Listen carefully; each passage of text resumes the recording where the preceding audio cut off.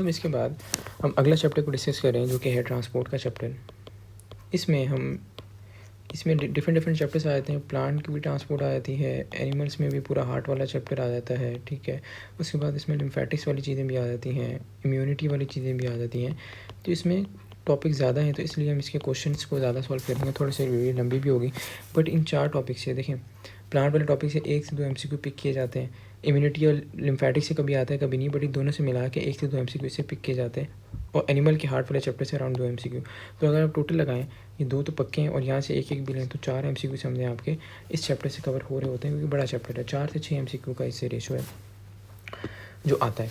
अच्छा, तो इसलिए इसकी वीडियो लंबी भी होगी और वर्थ भी होगी। अगर वीडियो लंबी हो आपको फ़ायदा होगा इससे इंशाल्लाह काफ़ी।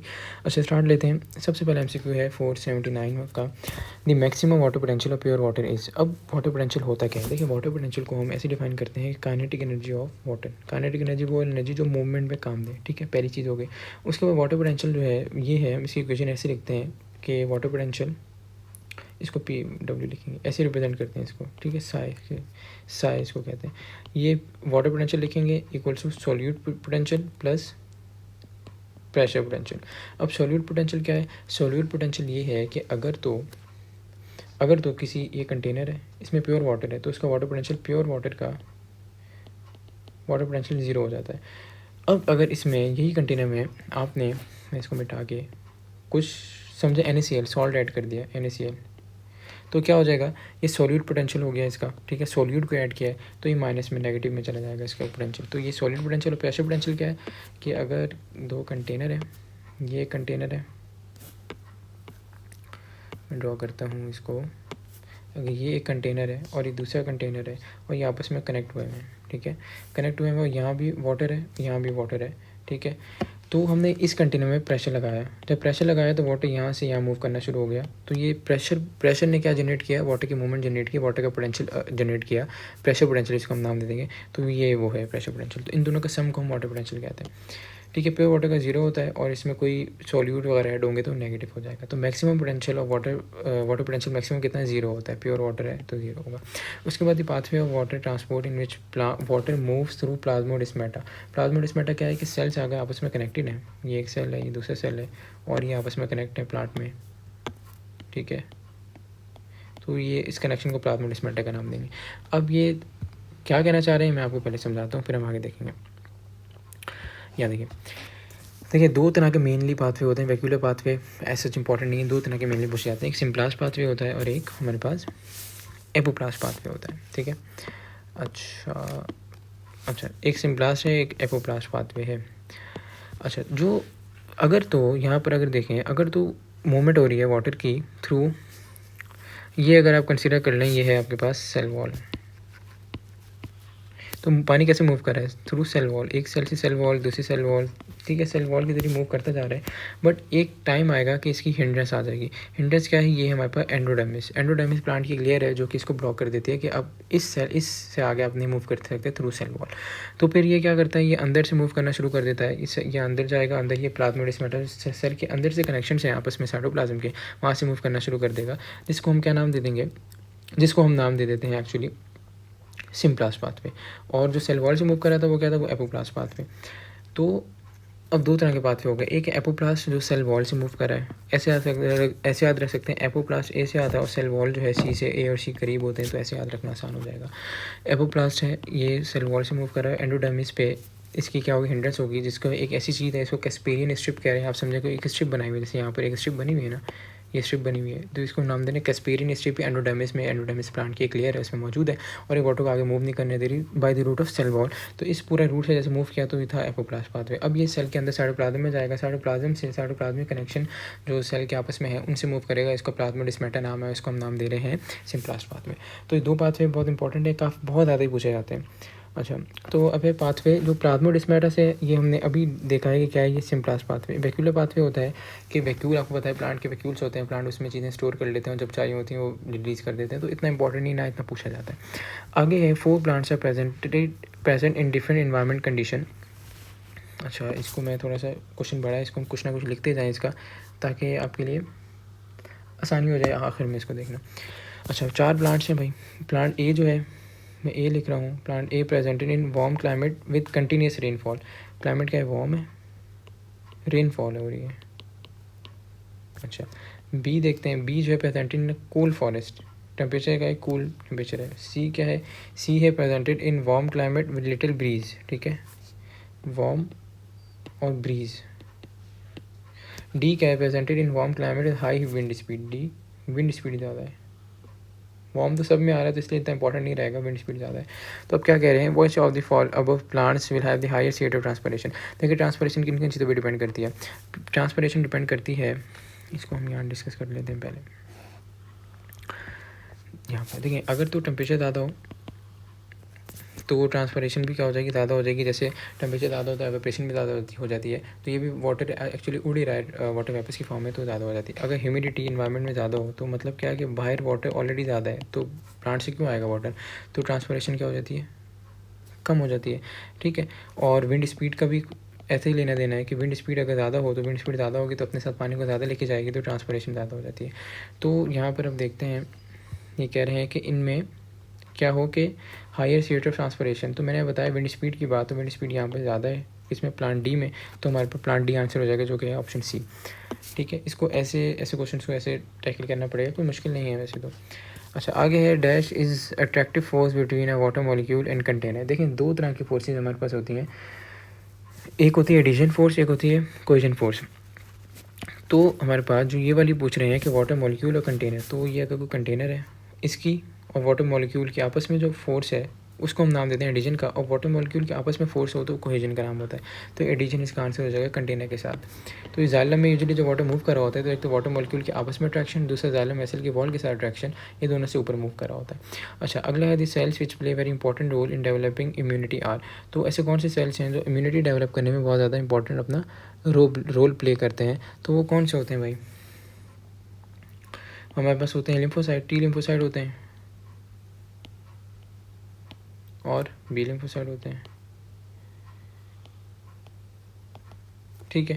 तो करते क्या है भाई, जो टी लिम्फोसाइट है ये सेल मीडिएटेड इम्यूनिटी देते हैं, मैं यही आपको बता देता हूँ, इससे रिलेटेड जो क्वेश्चन आते जाएंगे वो हम फिर आगे डायरेक्ट सॉल्व करते जाएंगे। बी लिम्फोसाइट हमें ह्यूमरल इम्यूनिटी देते हैं, ठीक है। तो अब होता कैसे है, इसको हम यहाँ ड्रॉ नहीं करते, इसको हम ब्लैंक पेज पे चलते हैं। अच्छा, इसको हम यहाँ देखते हैं। देखिए, एक तरह के सेल होता है हमारे बॉडी में, इसको हम कहते हैं एंटीजन प्रेजेंटिंग सेल। में एपीसी लिख रहा हूँ, एंटीजन प्रेजेंटिंग सेल। इनका काम क्या है कि कोई भी बाहर से अगर कोई चीज़ आई तो उनके पास कुछ ऐसा मॉलिक्यूल मौजूद होता है जिसका MHC major histocompatibility complex class 2 कहते हैं, एमएचसी 2 कहते हैं, मेजर हिस्टोकम्पैटिबिलिटी कॉम्प्लेक्स क्लास 2। इसके ऊपर प्रेजेंट कर देता है ताकि पूरी बॉडी में पता चल जाए, ऐसे अलार्म बज गया सबको पता चल जाएगा इमरजेंसी है, तो पूरी बॉडी को पता चल जाए कि भाई इमरजेंसी या फॉरेन सब्सटेंस आ चुका है। अब क्या होगा, टी सेल्स की एक टाइप है, इसको कहते हैं T helper cell. T helper cell आएंगे, टी हेल्पर सेल आके इसको रिकग्नाइज़ करेंगे, हाँ भाई ये बाहर से सेल आया, ये क्या करेंगे भाई, डिफरेंट केमिकल्स को रिलीज़ करेंगे, जो डिफरेंट केमिकल्स होगा और अदर इम्यून सेल्स को अटैक करेगा और वो उसको ख़त्म करने की कोशिश करेगा जो भी बाहर से ऑर्गेनिज्म आया। ये तो हो गया सेल मीडिएटेड इम्यूनिटी। अब ह्यूमरल इम्यूनिटी जो बी सेल प्रोवाइड करेंगे, बी सेल ने क्या किया, ये है हमारे पास बी सेल, ठीक है। बी सेल ने कोई भी बाहर से सब्सटेंस आया, ठीक है, उसको रिकग्नाइज़ किया, रिकग्नाइज़ करने के बाद बी सेल ने एंटीबॉडीज़ प्रोड्यूस करना शुरू कर दिया। एंटीबॉडीज़ की क्या कोशिश होगी, या तो सब्सटेंस को मार दिया जाए, ख़त्म कर दिया जाए, या इम्यूनिटी के सेल्स को एक्टिवेट कर दिया जाए, तो ये ऐसे काम करता है। तो मेजर कौन से सेल हो गए, क्वेश्चन तो सिंपल था, लिम्फोसाइट, ठीक है। अगला एमसीक्यू, एंटीबॉडीज़ है मैन्युफैक्चर्ड इन, तो अभी मैंने बताया antibodies B lymphocyte antibodies produce करती हैं, अभी मैंने बताया। अगर दोबारा देखने तो थोड़ा सा वीडियो पीछे करके देख लें। अगला the oxygenated blood from lungs to heart is transported by the, ये वाली चीज़ भी हार्ट की डायग्राम से एक बार सारे रूट समझ लेते हैं, फिर क्वेश्चन सॉल्व करते आएंगे, इससे काफ़ी क्वेश्चन आते हैं, इजी होते हैं बहुत। देखिए, जो हमारे हार्ट से ऊपर वाला जितना रीजन है, हेड वगैरह सारा, इससे ब्लड जो है राइट एट्रियम में आता है, इसका राइट एट्रियम में आएगा थ्रू सुपीरियर वेना केवा, और जो नीचे से है ब्लड, ठीक है, जो हार्ट से नीचे वाला रीजन है सारे लेग्स वगैरह, उससे ब्लड आएगा इन्फीरियर वेना केवा से, राइट एट्रियम में आ गया ब्लड फाइनली।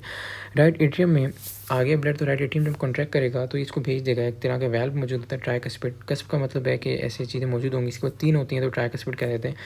ब्लड आ जाएगा राइट वेंट्रिकल में, अब राइट वेंट्रिकल से अभी जाएगा पल्मोनरी आर्टरी में। अब ये अभी जो ब्लड है ये है डीऑक्सीनेटेड, तो पल्मोनरी आर्टरी में जा रहा है, और ये ऐसी वाइड आर्टरी है जिसमें ब्लड डीऑक्सीनेटेड होता है। पल्मोनरी आर्टरी में क्या वैल्व है, इसका नाम है सेमील्यूनर वैल्व, ठीक है, यहाँ नहीं मेंशन, तो लिख ही लेते हैं, खुद लिख लेते हैं इसको, सेमील्यूनर वैल्व,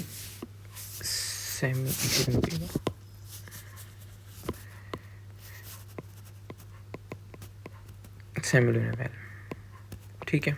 ये होता है सेमिलुनर वेल से जो है ब्लड चला जाता है हमारे पास लंग्स में, ठीक है। पल्मोनरी आर्टरी से कहाँ चला जाएगा, लंग्स में। लंग्स से दोबारा ब्लड ऑक्सीनेट होकर पल्मोनरी वेन के जरिए, जो कि 4 इन नंबर होती है, भी MCQ है। यह आता है लेफ्ट एट्रियम में। लेफ्ट एट्रियम में वेल्व होता है बाइकस्पिड, या दूसरा नाम है माइट्रल वेल्व, माइट्रल वेल्व।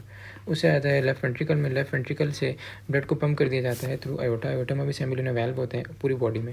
और एक चीज़ आपसे पूछी जाती है कि लेफ्ट वेंट्रिकल की वॉल सबसे थिकेस्ट क्यों होती है, क्योंकि इसने पूरी बॉडी में ब्लड को सर्कुलेट करना है। तो इसका पूरा रूट है। अब हमने एक बार देख लिया, अब इससे MCQ आएंगे, डायरेक्ट सॉल्व करते जाएंगे। अब oxygenated blood from lungs to heart transported by, तो पल्मोनरी वेन होती है, ठीक है। अगला MCQ देखते हैं। The right atrium is separated from right ventricle by, right atrium और राइट वेंट्रिकल बीच में ट्राइकस्पिड वाल्व था, हमने पीछे देखा है। वो दोबारा आप बेशक पीछे वीडियो पीछे करके देख लें। The flaps of tricuspid valve are attached to muscular extension of right ventricle known as. अच्छा, ये चीज़ जो है ये समझने वाली है कि जो हमारे वाल्व्स हैं, जैसे ये मैं रफ सी डायग्राम बनाता हूँ हार्ट की। ये हार्ट है, ठीक है। तो ये राइट एट्रियम है, ये है राइट वेंट्रिकल, ये है लेफ्ट एट्रियम, ये है लेफ्ट वेंट्रिकल। तो यहाँ पर कहीं मौजूद था ना ट्राइकस्पिड वाल्व, पेन का कलर चेंज कर लूँ। ट्राइकस्पिड वाल्व यहाँ कहीं मौजूद था, ठीक है। और बाइकस्पिड यहाँ कहीं मौजूद होगा। तो इससे ट्राइकस्पिड से कुछ एक्सटेंशन निकल रही हैं, ठीक है। धागेनुमा स्ट्रक्चर निकलेंगे, ऐसे धागेनुमा स्ट्रक्चर्स, ठीक है। यहाँ से भी धागेनुमा स्ट्रक्चर्स निकल के एक मसल से अटैच हो जाएंगे, ठीक है। मसल से अटैच हो जाएंगे। ये धागेनुमा स्ट्रक्चर का क्या नाम है, कॉर्डाई टेंडिनाई, कॉर्डाई टेंडिनाई। और जिस मसल से अटैच होने इसका नाम है पेप्लरी मसल, ठीक है। तो इनकी कोशिश ये होती है इन फ्लैप्स की, इन टेंडिनाई की और इन मसल्स की, कि जब राइट वेंट्रिकल कॉन्ट्रैक्ट करेगा तो राइट वेंट्रिकल है तो ब्लड ने जाना है पल्मोनरी आर्टरी में, तो ब्लड दोबारा राइट एट्रियम में ना चला जाए। तो वेल्व्स को क्लोज करके रखना ये इनका फंक्शन है। यहाँ देख लेते हैं अब। Right atrium is separated from right ventricle by, तो ट्राइकस्पिड हमने देख लिया था। अच्छा, the flaps of tricuspid valve are attached to muscular extension of right ventricle known as, तो मस्कुलर एक्सटेंशन क्या है, पेप्लरी मसल्स है। उसके बाद in human the closed sac which surround the heart. अच्छा, अब जो ऐसा सैक है जो हार्ट को सराउंड कर रहा है, तो वो होता है पेरिकार्डियम। देखिए 3 तरह की लेयर्स होती हैं हार्ट में। कौन कौन सी लेयर हमारे पास मौजूद होगी, एक सबसे बाहर वाली लेयर है, ये क्या है, ये पेरिकार्डियम। उसके बाद मायोकार्डियम मस्कुलर लेयर, और फिर अंदर होगी एंडोकार्डियम। तो सबसे बाहर वाली लेयर है जिसने क्लोज किया हुआ है पूरे सैक को, तो पेरिकार्डियम है। कॉर्डाई, अगला MCQ 489, chordae tendineae are fibrous cords attach with, तो कॉर्डाई टेंडिनाई जो है ये फिब्रस कॉर्ड से किससे अटैच है, ट्राइकस्पिड वाल्व ऑफ हार्ट से, मेनली ट्राइकस्पिड से होता है, ठीक है, जो हमारे पास होगा राइट एट्रियम और वेंट्रिकल के बीच में। आगे आ गया bicuspid valve control the flow of blood from, bicuspid कहाँ था, राइट हमारे पास लेफ्ट एट्रियम लेफ्ट वेंट्रिकल में। तो कहाँ से ब्लड के फ्लो को ये कंट्रोल कर रहा है, जो हमारे पास बाइकस्पिड वाल्व है ये एक्चुअली कंट्रोल करता है left atrium to left ventricle, ठीक है। लेफ्ट एट्रियम था ऊपर, नीचे लेफ्ट वेंट्रिकल है, तो यहाँ से बाइकस्पिड बीच में मौजूद होता है। आगे है regarding structure of human heart, chordae tendineae are present in, chordae tendineae कहाँ होते हैं भाई, कॉर्डाई टेंडिनाई अभी हमने पढ़ा है कि कॉर्डाई टेंडिनाई जो हैं वो हमारे पास वेंट्रिकल्स में होते हैं, ठीक है। वही जो धागेनुमा स्ट्रक्चर थे पेप्लरी मसल से अटैच हो रहे थे। अच्छा भाई, उसके बाद है in human heart left atrium receives, ठीक है। लेफ्ट एट्रियम में क्या आएगा भाई, लेफ्ट एट्रियम में ऑक्सीजनेटेड ब्लड आएगा बाय 4 पल्मोनरी वेन्स, तो 4 पल्मोनरी वेन्स को रिसीव करता है, ऑक्सीजनेटेड ब्लड हो गया। आगे है which statement is correct about atrial systole. अब 2 टर्मिनोलॉजीज़ हैं जो मैं आपको यहीं लिख के बता देता हूँ। सिस्टोल क्या होता है, कॉन्ट्रैक्शन, डायस्टोल क्या है, रिलैक्सेशन। ऐसे याद रखते हैं, DR डॉक्टर होता है, डायस्टोल रिलैक्सेशन। तो अब एट्रियल सिस्टोल है तो एट्रिया का कॉन्ट्रैक्ट करेगा, तो एट्रिया रिलैक्स ये गलत हो गया, एट्रिया कॉन्ट्रैक्ट है, या गलत है, एट्रिया कॉन्ट्रैक्ट वेंट्रिकल कॉन्ट्रैक्ट नहीं, एक टाइम या तो एट्रिया कॉन्ट्रैक्ट करते हैं या वेंट्रिकल कॉन्ट्रैक्ट करते हैं। एट्रिया एंड वेंट्रिकल रिलैक्स ऐसा भी नहीं है, वेंट्रिकल रिमेन रिलैक्स वाली एट्रिया कॉन्ट्रैक्ट, तो D बिल्कुल इसका सही आंसर है। अगला है select the duration of cardiac cycle, ठीक है। अब कार्डिक साइकिल क्या है, ऐसे इवेंट्स हैं जो एक हार्ट बीट में हमारे पास हो रहे होते हैं, 1 हार्ट बीट। तो इसमें 1 हार्ट बीट में क्या क्या चीज़ें होती हैं, एक एट्रियल सिस्टोल होता है, मतलब एट्रिया कॉन्ट्रैक्ट करेंगे और वेंट्रिकल में ब्लड को पुश करेंगे, एट्रियल सिस्टोल है। इसका टाइम पीरियड होता है 0.1 सेकेंड। उसके बाद वेंट्रिकुलर सिस्टोल है, ठीक है, वेंट्रिकल कॉन्ट्रैक्ट करेंगे ताकि ब्लड को या तो लंग्स में भेज दिया जाए या तो पूरी बॉडी में भेजा जाए, तो इसका होता है 0.3 सेकेंड। उसके बाद पूरे हार्ट का डायस्टोल होता है, मतलब पूरा हार्ट रिलैक्स करता है ताकि फिर अगली फिर कॉन्ट्रैक्शन दोबारा कंटिन्यू करे। इसका टाइम होता है 0.4 सेकंड। तो सबको ऐड कर लें, 0.4 प्लस 0.3 प्लस 0.1, तो सबको मिला के 0.8 सेकंड बन जाता है। अगला है in human heart left atrium receives. Left atrium क्या रिसीव कर रहा है भाई? 4 पल्मोनरी वेन्स, ऊपर भी एमसीक्यू आ चुका है, ठीक है। अगला एमसीक्यू है the heart beat cycle starts when electric impulses are generated from. देखिए इलेक्ट्रिकल इम्पल्सेस क्या होती हैं कि हमारे अगर ये हार्ट है, ठीक है, चलिए देखते हैं। हार्ट में एक साइनोएट्रियल नोड या ऐसे नोड होता है राइट एट्रियम में, यहाँ से इलेक्ट्रिक इम्पल्स स्टार्ट होती है। राइट एट्रियम में थोड़ा सा नीचे करके एक और स्ट्रक्चर मौजूद होता है, इसको नाम देते हैं एवी नोड, ठीक है। एवी नोड ये ऐसे नोड है, ये हमारे पास है ऐसे नोड, और ये हमारे पास है एवी नोड। ऐसे नोड से इम्पल्स जाती हैं एवी नोड पे। एवी नोड पे एक माइनर सा थोड़ा सा डिले होता है, और डिले के बाद वो डिले इसलिए होता है कि ये दोनों चीज़ें एट्रिया ताकि प्रॉपर कॉन्ट्रैक्ट कर जाए, फिर वो डिले के बाद फिर वेंट्रिकल कॉन्ट्रैक्ट करे। ये ना हो कि वो एट्रिया वेंट्रिकल की कॉन्ट्रैक्शन ओवरलैप कर जाए, ठीक है। तो उसके बाद मैं जो हार्ट के डायग्राम यहीं से मैं आपको बता देता हूँ। अब मैंने बताया दोनों चीज़ें कहाँ हैं, राइट एट्रियम में ना। तो राइट एट्रियम में ये मैं जो ड्रॉ कर रहा हूँ ये क्या है, ये ऐसे नोड, ये नीचे आ गया एवी नोड, ठीक है। एवी नोड के बाद यहाँ पर आई थी बंडल ऑफ हिस, एक ब्रांच होती है बंडल ऑफ हिस, फिर बंडल ब्रांचेस निकलती हैं उससे, मतलब राइट साइड के लिए एक ब्रांच निकलेगी, लेफ्ट साइड के लिए एक ब्रांच निकलेगी, तो पूरा सप्लाई कर देगी इसको। तो बंडल ऑफ हिस से 2 ब्रांचें निकली, राइट और लेफ्ट बंडल ब्रांचेस, और ये फिर पीछे की तरफ ऐसे चले जाती हैं पिकंजी फाइबर जिसको नाम दे देते हैं, और ऊपर जाके पूरे हार्ट को सप्लाई कर देती हैं ऐसे। तो कौन कौन सी है, एक बंडल ऑफ हिस मैं लिख देता हूँ आपके लिए ताकि आसान हो जाए। बंडल ऑफ हिस राइट और लेफ्ट बंडल ब्रांचेज हैं और पिकंजी फाइबर्स हैं, ठीक है। तो हमारे पास जो क्वेश्चन था वो ये था कि स्टार्ट कहाँ से हो रही है, the heart beat cycle start when electrical impulses are generated from. तो ऐसे नोट से स्टार्ट हो रही है, मैंने आपको बता दिया। Which one of the following act as a pacemaker in heart. Pacemaker भी ऐसे नोड ही एक्ट करता है क्योंकि यहीं से स्टार्ट हो रही है और ये पूरे हार्ट के साइकिल्स को मेंटेन करता है, तो ऐसे नोड ही पेस मेकर का काम करें। उसके बाद an ECG QRS complex represents. अब ECG की जो वेव्स हैं वो मैंने यहाँ पर अटैच कर दिया एक डायग्राम ताकि आपको समझना आसान हो।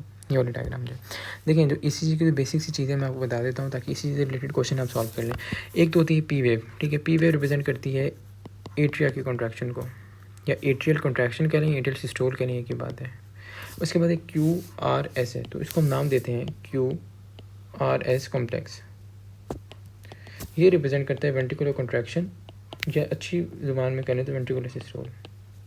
उसके बाद टी वेव है, ये हार्ट का डायस्टोल है, मतलब हार्ट रिलैक्स कर रहा है ताकि इसके बाद दोबारा अगली साइकिल स्टार्ट हो। तो ये है इन शॉर्ट जो आपने ध्यान में रखना है। अच्छा, ECG QRS complex represent, QRS complex क्या रिप्रेजेंट कर रहा है, वेंट्रिकुलर सिस्टोल, ठीक है, वेंट्रिकल कॉन्ट्रैक्ट करें। उसके बाद heart beat is normally regulated by, तो हार्ट बीट कौन रेगुलेट करता है भाई, ऐसे नोट है। पेस मेकर भी इसलिए कह रहे हैं क्योंकि हार्ट बीट को ही ये क्या कर रहा है, रेगुलेट कर रहा है। इसके बाद है the only when in the human body carrying oxygenated blood is pulmonary है, मैं बता भी चुका हूँ आपको।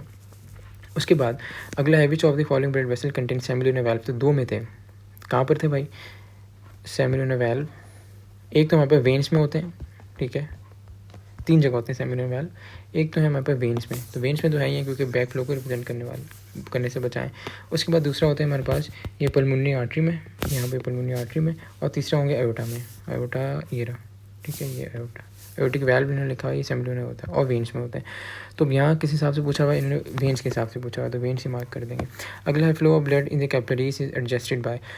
अच्छा, अब कैपिलरी में ना एक चीज़ होती है जिसको हम नाम देते हैं भाई प्री कैपिलरी स्फिंक्टर का, यहाँ मैं आपको बताता हूँ। ठीक है, सबसे पहले होती हैं आर्टरीज़, ये आर्टरीज़ आ रही है मेन, ठीक है। आर्टरीज़ जो हैं पहले छोटी छोटी डिवाइड होती हैं ब्रांचेज में, जिसको हम नाम देते हैं आर्ट्रियोल्स का, छोटी ब्रांचेज में। आर्ट्रियोल्स पे मिलके क्या बना लेती हैं, बहुत सारी छोटी छोटी कैपिलरीज बना लेती हैं। बट एक चीज़ जो यहाँ पर ध्यान में रखनी है कि कैपिलरी स्टार्ट होने से पहले एक स्फिंक्टर मौजूद होता है, जिसको नाम देते हैं प्री कैपिलरी स्फिंक्टर।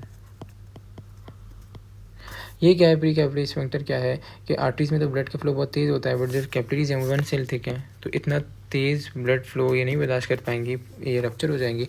तो ये उतना ब्लड अलाउ करता है इतने वो कैपिलरी बर्दाश्त कर सके। फिर कैपिलरीज के बाद दोबारा क्या बन जाती हैं भाई, छोटी छोटी ब्रांचेस, वेन्यूल्स कहते हैं। वेन्यूल बहुत सारे मिलकर मेन वेन बना देते हैं, ठीक है, और वो finally superior vena cava inferior vena cava बन जाएगी, ठीक। अच्छा भाई, तो कहाँ क्या है भाई, ये क्वेश्चन है कि कैपिलरीज में कैसे होता है, तो प्री कैपिलरी स्फिंक्टर मौजूद होते हैं, बी ऑप्शन। आगे histamine cause blood vessels. Histamine एक ऐसा केमिकल है, इसके बारे में आपने ये याद रखना है कि हिस्टामिन जो है जब भी रिलीज होगा ब्लड वेसल्स को डायलेट करा देगा, बस आपने याद रखना है। उसके बाद which of the following blood vessels have the highest pressure of blood. देखें आयोटा में सबसे ज़्यादा ब्लड प्रेशर होता है, क्योंकि लेफ्ट वेंट्रिकल इसको पंप करता है आयोटा में, उसने पूरी बॉडी में जाना है, तो इसलिए लेफ्ट वेंट्रिकल बहुत थिक भी होता है, तो आयोटा इसका ऑप्शन हो गया। उसके बाद है the lymph vessel of विलाय is called. तो विलाय में आपको पता है विलाय का स्ट्रक्चर यहाँ ड्रॉ कर लेते हैं। विलाय कुछ ऐसा फिंगर लाइक स्ट्रक्चर होता है जिसके ऊपर भी और थोड़े छोटे छोटे माइक्रो विलाय मौजूद होते हैं, ठीक है। इसके अंदर कैपिलरीज भी होती हैं, ब्लड वेसल्स भी होती हैं और लैक्टियल भी होता है, ठीक है। लैक्टियल क्या है? लैक्टियल एक लिम्फेटिक वेसल है जिसने फैट्स को एब्जॉर्ब करना है, और लैक्टियल में जाएगा फैट, लैक्टियल से जाके थोरेसिक डक्ट में जाएगा, थोरेसिक डक्ट और से सबक्लेवियन वेन और फाइनली हार्ट में चला जाएगा। तो ये रूट याद होना भी बड़ा ज़रूरी है। सबक्लेवियन वेन का भी आपसे एमसीक्यू पूछा जाता है। तो ये फैट्स को एब्जॉर्ब करने के लिए होता है, क्योंकि फैट्स के मॉलिक्यूल थोड़े बड़े होते हैं, तो वो नॉर्मल ब्लड वेसल्स में एब्जॉर्ब नहीं हो पाते, ठीक है। तो लैक्टियल्स का पूछा हुआ है, lymph vessel of विलाय is called, तो लैक्टियल आंसर है। उसके बाद है थोरेसिक लिम्फ डक्ट और लिम्फेटिक सिस्टम ओपन इनटू, तो वही एमसीक्यू में बता रहा था, वही आ गया, सबक्लेवियन वेन में ओपन होती है। उसके बाद lymphatic vessel of the body empty the lymph into blood stream at. अच्छा ये कहाँ पर, ये उससे ही मिलता जुलता एमसीक्यू है कि कहाँ पर एम्प्टी कर रहा है, तो एट सबक्लेवियन वेन, वो एमसीक्यू वही एक्चुअली, बस वर्डिंग चेंज की है। अगला एमसीक्यू देखें, lymphatic system contain all of the following organs structures except. अच्छा जो लिम्फेटिक सिस्टम है इसके पास सारे स्ट्रक्चर्स होंगे, कौन से नहीं होंगे, तो मैं आपको लिम्फेटिक सिस्टम के स्ट्रक्चर्स पहले बता दूं, फिर हम देख लेंगे। देखिए लिम्फेटिक सिस्टम में स्प्लीन आती है, इसका काम क्या है कि इम्यून सर्विलेंस करती है। इम्यून सर्विलेंस का मतलब ये है कि हमारी इम्यूनिटी को मेंटेन करिए, कोई बाहर से चीज़ नहीं आई, कोई फॉरेन ऑर्गेनिज्म वगैरह ऐसा। उसके बाद हमारे पास ये स्प्लीन और क्या करती है भाई, स्प्लीन करती है हमारी फिल्ट्रेशन करती है ब्लड की। जैसे आरबीसी 120 दिन बाद उनकी फ्लेक्सिबिलिटी कम हो जाती है, तो उनको ख़त्म कर देती है फिल्ट्रेशन ऑफ ब्लड। उसके बाद लिम्फोसाइट को भी एक्टिवेट करती है, बीटी लिम्फोसाइट को भी एक्टिवेट करने में भी कुछ ना कुछ रोल इसका होता है। उसका फैगोसाइटोसिस में भी कुछ ना कुछ रोल होता है, मतलब कि फॉरेन सब्सटेंस को खा के ख़त्म कर देना। तो स्प्लीन का हमने देख लिया। उसके बाद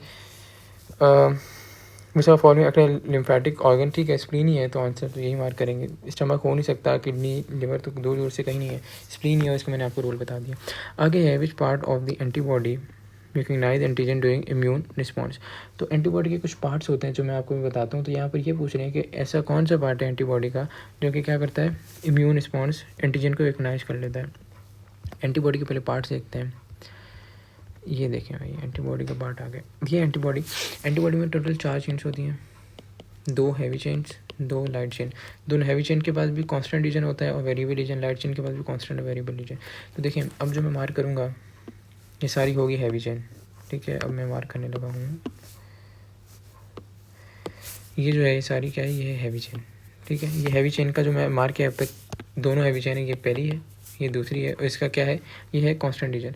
अब वेरिएबल रीजन में मार्क करता हूँ अलग कलर से, ये वेरिएबल रीजन है, ये वेरिएबल रीजन आ गया हैवी चेन का, ठीक है। अब लाइट चेन आ गई, लाइट चेन में भी ये लाइट चेन का क्या है, ये है कांस्टेंट रीजन, दोनों लाइट चेन, ये एक ये दो, दोनों का कांस्टेंट रीजन। उसके बाद ये दोनों का क्या है, वेरिएबल रीजन लाइट चेन का, जो मैं अब मार्क कर रहा हूँ, ठीक है। ये क्या है, वेरिएबल रीजन। तो एंटीजन अगर आप देखें यहाँ पे डायग्राम में मेंशन, एंटीजन मतलब फॉरेन ऑर्गेनिज्म, कहाँ से आके बाइंड कर रहा है भाई, ये बाइंड कर रहा है वेरिएबल रीजन से। ये वेरिएबल रीजन है दोनों, ये लाइट और हैवी चेन का, ये हैवी लाइट चेन का, तो एंटीजन यहीं आके बाइंड कर रहा है। तो एंटीजन बाइंडिंग का हो रही है भाई, ये वेरिएबल रीजन में हो रही है। ये एमसीक्यू आपसे पूछा गया है, which part of antibody recognise the antigen during immune response, तो वेरिएबल रीजन होता है, वेरिएबल पार्ट। अच्छा इसके बाद अगला एमसीक्यू है, विच one of the following glands in involve in production of lymphocytes. तो कौन सा ऐसा ग्लैंड है जो कि लिम्फोसाइट को प्रोड्यूस करते हैं। लिम्फोसाइट वही हैं जो कि इम्यूनिटी में अपना रोल प्ले कर रहे हैं। तो थाइमस होता है हमारे पास, थाइमस ग्लैंड हमारे नेक वाले रीजन में मौजूद होता है, ये लिम्फोसाइट के प्रोडक्शन में रोल परफॉर्म करता है। जैसे आपको पता है टी लिम्फोसाइट है, इसका नाम टी क्यों है, क्योंकि थाइमस में इसकी प्रोडक्शन है, तो ये इसका रोल हो गया। उसके बाद antibodies are proteins and made up of how many polypeptide chain. So अभी हमने देखा 4 पॉलीपेप्टाइड चेन है, 2 heavy 2 light. T lymphocyte recognise antigen and attack mark organism और transplanted organ and tissue, this effect is called. देखिए जो T lymphocyte से हमने immunity पढ़ी है, मैंने आपको अभी कुछ क्वेश्चन पहले ही समझाया है, यहाँ होगा नीचे, ये वाला, ठीक है। जो पहले एंटीजन प्रेजेंटिंग सेल होता है वो अपने ऊपर MHC क्लास 2 पे एंटीजन बाइंड कर लेता है, टी हेल्पर सेल आते हैं और इसको खा के ख़त्म कर देते हैं, इग्नाइज कर लेते हैं और दूसरी फैगोसाइटोसिस करेंगे, सारी चीज़ें मतलब इम्यूनिटी को एक्टिवेट कर देंगे, तो ये कहलाती है सेल मीडिएटेड इम्यूनिटी। तो ये करिए टी लिम्फोसाइट। तो जो एंटीबॉडी जो बी सेल्स कर रहे थे, जो एंटीबॉडी प्रोड्यूस कर रहे थे, वो थी ह्यूमरल इम्यूनिटी। तो यहाँ पर यही पूछ रहे हैं टी लिम्फोसाइट क्या करें, एंटीजन को इग्नाइज करें। तो टी लिम्फोसाइट आगे तो क्या होगी भाई, सेल मीडिएटेड रिस्पॉन्स होगा। उसके बाद what type of immunity is achieved by injecting antibodies, anti serum, anti venom serum. अच्छा, तो टाइप्स ऑफ इम्यूनिटी, एक तरह की इम्यूनिटी जो है वो होती है एक्टिव इम्यूनिटी और एक होती है पैसिव इम्यूनिटी। एक्टिव में भी क्या आती है, नेचुरल और आर्टिफिशियल। पैसिव में भी क्या आती है, नेचुरल और आर्टिफिशियल। एक्टिव नेचुरल में क्या होगा कि ये ऐसी इम्यूनिटी है जो कि आपको कोई इन्फेक्शन हुआ और आपने उससे आपकी बॉडी ने खुद एंटीबॉडीज़ बनाई और इम्यूनिटी जनरेट कर ली। आर्टिफिशियल इम्यूनिटी में क्या होगा कि आपने वैक्सीनेशन लगाई। वैक्सीनेशन क्या होता है, एक डेड ऑर्गेनिज्म या वीक ऑर्गेनिज्म होता है, आपकी बॉडी में जाता है, आपकी बॉडी के इम्यून सिस्टम को एक्टिवेट करता है, आपकी बॉडी खुद ही एंटीबॉडी बनाती है। तो हो ये एक्टिव प्रोसेस से राइवट आर्टिफिशियली हम इंड्यूस करा रहे हैं। अब पैसिव इम्यूनिटी ये है कि आपके खुद की एंटीबॉडी नहीं होंगी, आपको बाहर से इंजेक्ट की जाएंगी। तो पैसिव नेचुरल में क्या आता है, जैसे बच्चा माँ के पेट में है तो फीटस प्लेसेंटा से कुछ एंटीबॉडीज़ गई या मदर मिल्क से कुछ एंटीबॉडीज़ गई बच्चे में, तो क्या है बच्चे की अपनी एंटीबॉडी नहीं है, ये किसी और की है, बट ये नेचुरल प्रोसेस से मिल रही है। तो ये वाले हो गया बच्चे वाली एग्जांपल। अब आर्टिफिशियल इसमें क्या है, आर्टिफिशियल में हमने डायरेक्ट एंटीबॉडीज़ को इंजेक्ट कर दिया। ऐसे कोई ऐसी डिजीज़ हो गई जिसमें हम फ़ौरन हमने एंटीबॉडीज़ बनवानी है, हम ये वेट नहीं करें कि बॉडी खुद जब तक बनाए तब तक बंदे की डेथ हो जाएगी, तो हमने खुद जैसे खुद बनवानी है। इसमें आ जाता है एंटी वेनम, जैसे सांप ने काट लिया तो हमें फ़ौरन एंटीबॉडी इंजेक्ट करेंगे आर्टिफिशियली ताकि वो बंदे को रिस्पॉन्स जनरेट हो। तो ये यही पूछ रहे हैं कि ये वाली कौन सी इम्यूनिटी में आता है। तो ये आ जाता है एक्चुअली इसी इम्यूनिटी में, हम डिस्कस कर चुके हैं। तो इसका ऑप्शन हो गया हमारे पास सी ऑप्शन। अगला हमसे क्यों है, in dash response B cells produce plasma cells that synthesise antibodies and release in blood. ये हम डिस्कस कर चुके हैं भाई, बी सेल्स से क्या बन रहा था, बी सेल्स से एंटीबॉडीज़ बन रही थी। तो ये एक्चुअली ह्यूमरल इम्यूनिटी था। उसके बाद response of body against transplanted organ is, तो जो ट्रांसप्लांटेड ऑर्गन है, कोई ऐसा ऑर्गन किसी और बॉडी से लिया गया और जिसको हम कहते हैं ट्रांसप्लांट इंजेक्शन, उस हमारी बॉडी के खिलाफ एंटीबॉडीज़ वगैरह ऐसा रिस्पॉन्स जनरेट करना शुरू कर दे उसके खिलाफ, नॉट एंटीबॉडीज़ एग्जैक्टली बट ऐसा रिस्पॉन्स जनरेट करना शुरू कर दे कि बॉडी उसको एक्सेप्ट ना करे। तो सेल मीडिएटेड इम्यूनिटी होता है जो टी सेल से हो रहा था। तो इसकी एग्जाम्पल है सेल मीडिएटेड इम्यूनिटी की ट्रांसप्लांट इंजेक्शन होती है। ये आपको चीज़ बहुत ध्यान में होनी चाहिए, ठीक है। अगले हमसे भी देखते हैं, the type of immunity in which antibodies are pass from one individual to another is called. तो एक इंडिविजुअल से दूसरे इंडिविजुअल में एंटीबॉडी जा रही है, हम डिस्कस कर चुके हैं। तो ये भी क्या है, पैसिव इम्यूनिटी की एग्जांपल है। उसके बाद dash cell survive for a few days and secrete a huge number of antibodies in blood, tissue fluids और लिम्फ। तो कौन से सेल होते हैं कि भाई कुछ दिन के लिए होते हैं, बहुत ज़्यादा एंटीबॉडीज़ को जनरेट कर देते हैं। तो हमने डिस्कस किया है बी लिम्फोसाइड एंटीबॉडीज़ को जनरेट करते हैं। उसके बाद वैक्सीनेशन क्या है, ये चीज़ मैं आपको बता चुका हूँ, थोड़ा सा वीडियो पीछे करके भी देख सकते हैं आप। ये आर्टिफिशियल एक्टिव इम्यूनिटी है। इसमें क्या होता है, हम डेड या वीक ऑर्गेनिज्म को बॉडी में इंट्रोड्यूस करते हैं और इंट्रोड्यूस करने के बाद बॉडी खुद उसके खिलाफ एंटीबॉडीज़ बनाती है। उसके बाद cell mediated immune response is given by cell mediated T lymphocyte देते हैं, हम डिस्कस कर चुके हैं। उसके बाद anti venom given after snake bite is an example of, ये भी ऊपर MCQ आया। ये किसकी एग्जाम्पल थी, अब हमने अगर आपको नहीं समझ आया तो थोड़ा सा वीडियो पीछे करके देखें। तो आर्टिफिशियल पैसिव इम्यूनिटी की एग्जाम्पल थी। उसके बाद now days every newborn gets regular shots of vaccine for polio. It contains dash for polio to make a child immune against this disease. तो इसमें क्या होता है भाई, पोलियो के ख़िलाफ़ इस शॉट में जो वैक्सीन होती है, तो वैक्सीन में पोलियो के ख़िलाफ़ ऐसी कौन सी चीज़ होगी जो कि उस बच्चे को उसके खिलाफ इम्यून कर देती है। तो हमने अभी मैंने बताया कि इसमें वीक एंटीजन या डेड एंटीजन होता है, फिर बॉडी खुद के खिलाफ खुद एंटीबॉडी बनाती है। तो एंटीजन इसका आंसर हो जाएगा। उसके बाद a person got an infection, he became ill but then he survive. What do you think which type of immunity would he immunity he would have develop. मैंने बताया था बीमारी हुई और आपने खुद सर्वाइव कर गया, बॉडी ने नेचुरली बनाई एंटीबॉडीज़। थोड़ा सा वीडियो पीछे करके भी देख सकते हैं, कोई सारी चीज़ें आ रही है जो मैंने बताई हैं। तो नेचुरल एक्टिव इम्यूनिटी थी। तो इसका यहाँ पर ऑप्शन जो है सबसे सूटेबल हो जाएगा नेचुरली इंड्यूस्ड एक्टिव इम्यूनिटी, ये ऑप्शन। उसके बाद है the prevention of disease by artificial activation of immune response is possible by. तो ये एक्चुअली कहना क्या चाह रहे हैं कि डिजीज़ को हम प्रिवेंट करें by activation of immune response, कैसे, आर्टिफिशियली। तो ये वैक्सीन से ही होता है। कैसे प्रिवेंट कर रहे थे, हम कोविड में वैक्सीन लगा रहे थे, ऐसे ऐसे ख़त्म होती गई, तो हमने ऐसे ही आर्टिफिशियली इसको प्रिवेंट किया। उसके बाद foreign substance which stimulate the formation of antibodies. तो एंटीजन ऐसा फॉरेन सब्सटेंस होता है, बाहर से आया हुआ एंटीबॉडीज़ को बॉडी में बनवा देगा। तो कोई भी फॉरेन सब्सटेंस है उनको एंटीजन का नाम दे रहे होते हैं। अगला MCQ है auto immune disease act at the principle. Auto immune क्या होती है, ऑटो का मतलब खुद, इम्यून का मतलब इम्यूनिटी से, ऑटो का मतलब खुद है, इम्यून का मतलब इम्यूनिटी से। तो हमारी बॉडी के अगेंस्ट ही, ऐसे हमारी बॉडी में कोई कई मरतबा ऐसी एंटीबॉडीज़ बन जाती हैं तो बॉडी के अगेंस्ट ही काम, खुद ही अगेंस्ट ही काम करना शुरू कर देती हैं। तो इसको हम कहते हैं सेल्फ, हमारे खुद ने बनाया अगेंस्ट सेल्फ, खुद ने एंटीबॉडी बनाई, खुद के खिलाफ बना ली, तो सेल्फ अगेंस्ट सेल्फ इसको हम कहते हैं। तो सेल्फ अगेंस्ट सेल्फ भी ऑप्शन। अगला एमसीक्यू, डैश प्रोटीन से produce by white blood cells in response to dash and provide immunity. तो कौन सी प्रोड्यूस बाय प्रोटीन्स प्रोड्यूस होती हैं? एंटीबॉडीज़ प्रोड्यूस होती हैं, एंटीबॉडीज़ और in response to antigen foreign substance, D option हो जाएगा। उसके बाद which of the following help in developing immunity against germs. तो जर्म्स के ख़िलाफ़ इम्यूनिटी डेवलप करने का कौन सा तरीका है? तो ये बड़ा आसान एमसीक्यू है। वैक्सीनेशन होती है, जैसे कोविड में थी और उसके खिलाफ हमने इम्यूनिटी डेवलप कर ली कोविड के ख़िलाफ़। उसके बाद है which enzyme is different from others. अच्छा, अब इन्होंने वो एंजाइम दिए हैं सारे, जैसे पेप्सिन है प्रोटीन को डाइजेस्ट करता है, ट्रिप्सिन है ये पैंक्रेटिक जूस में होता है, ये भी प्रोटीन के लिए, काइमोट्रिप्सिन है ये भी प्रोटीन के लिए। बट हमारे पास जो एक चीज़ अलग है वो यहाँ पर एक्चुअली आ रही है लैक्टेज। लैक्टेज क्या है? ये लैक्टेज जो है लैक्टोज एक फॉर्म ऑफ डाइसेक्राइड है, उसको तोड़ता है। किस में तोड़ेगा भाई? ये तोड़ेगा ग्लूकोज और गैलेक्टोज को, जो मोनोसेक्राइड है, ठीक है। तो ये इसका ये हो जाएगा ऑड वन आउट। एक्चुअली पूछ रहे हैं कि इसमें ऑड कौन सा है, बाकी सारे एक ही फंक्शन कर रहे हैं, तो ये ऑड हो गया। MCQ 530, descending aorta is bifurcated into two vessels which on further division from form होगा, फॉर्म नहीं है, form femoral artery that supply blood to high muscles of leg. अच्छा, अब ये बस ये पूछ रहे हैं कि भाई अरोटा से ऐसी कौन सी आर्टरी निकल रही है जो मसल्स ऑफ लेग को देती है। तो इलियक आर्टरी होती है जो लेग्स में जाती है, अरोटा से निकल रही है और दे रही है लेग्स की मसल्स को, बस ये याद रखना है आपने। उसके बाद फाइनल डेस्टिनेशन ऑफ लिम्फेजियम थोड़ी देर ऊपर डिस्कस कर भी चुके हैं पहले, सबक्लेवियन वेन में फाइनली जाता है, पहले लेक्टिल में जाएगा, फिर थोरैसिक डक्ट में जाएगा, फाइनली सबक्लेवियन वेन में चला जाएगा। तो ये इसकी फाइनल डेस्टिनेशन होगी। अगला है the movement of water to lower solid concentration area through a semi permeable membrane is called. अच्छा, ये मूवमेंट ऑफ वाटर का पूछ रहे हैं भाई, जो कि कहाँ जा रहा है? Lower solute concentration. Solute concentration का मतलब क्या है कि हमारे पास सोल्यूट क्या होता है, जैसे NaCl किसी में डिजोल्व कर दिया, कोई चीज़ डिजोल्व कर दी, वो क्या हो गया? सोल्यूट हो गया। तो लोअर सोल्यूट कंसंट्रेशन में जा रहा है, वो क्या कहलाएगा? Osmotic potential. वाटर की मूवमेंट हो रही है और वाटर के लिए हम ऑस्मोटिक प्रोड्यूस करते हैं और वाटर की मूवमेंट हो रही है, तो ऑस्मोटिक पोटेंशियल का ये टर्म आ गया। प्रेशर पोटेंशियल इसलिए नहीं है क्योंकि हम कोई प्रेशर इसमें नहीं लगा रहे, और सोल्यूट पोटेंशियल इसलिए नहीं है क्योंकि इसमें कुछ सोल्यूट का लेना देना नहीं है, बस वाटर की मूवमेंट की बात हो रही है, तो इस वजह से ऑस्मोटिक पोटेंशियल को मार्क करें। अगला है the dash describes how water and dissolve chemicals are carried through the cell wall and intercellular gaps of plants.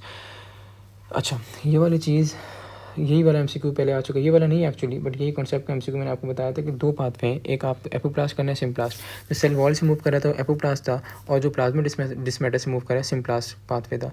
तो वो थोड़ा सा पीछे वीडियो करके देख लिया हमने, वो बहुत अच्छी तरह डायग्राम से सॉल्व किया है। तो ये सेल वॉल का पूछ रहा है यहाँ पर, सेल वॉल के यहाँ पर सेल वॉल से मूव जो हो रहा है, तो एपोप्लास्ट पाथवे है। आगे आ गया फीडिंग बाय लिविंग इन और on the other organism host belonging to different species is called.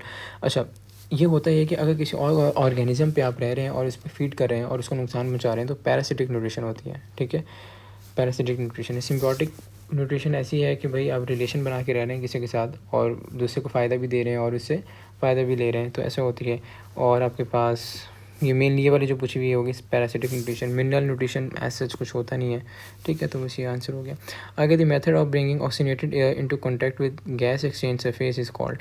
अच्छा, ये पूरा प्रोसेस है भाई, एयर आई बॉडी में, एल्वुलाई में आई, वहाँ से ब्लड में डिजॉल्व होगी, सारा ये प्रोसेस है। क्या है? वेंटिलेशन है, बस वेंटिलेशन का नाम देते हैं इसको। एक्सटर्नल रिस्पायरेशन भी कहते हैं, गैसेज एक्सचेंज भी कहते हैं और वेंटिलेशन भी कहते हैं। एक चीज़ जो आपने ध्यान में रखनी है कि जो रिस्पायरेशन का नॉर्मली टर्म यूज़ होती है वो इंटरनल रिस्पायरेशन होती है। इंटरनल रिस्पायरेशन का मतलब ये होता है ग्लूकोज को तोड़ के उससे एनर्जी लेना।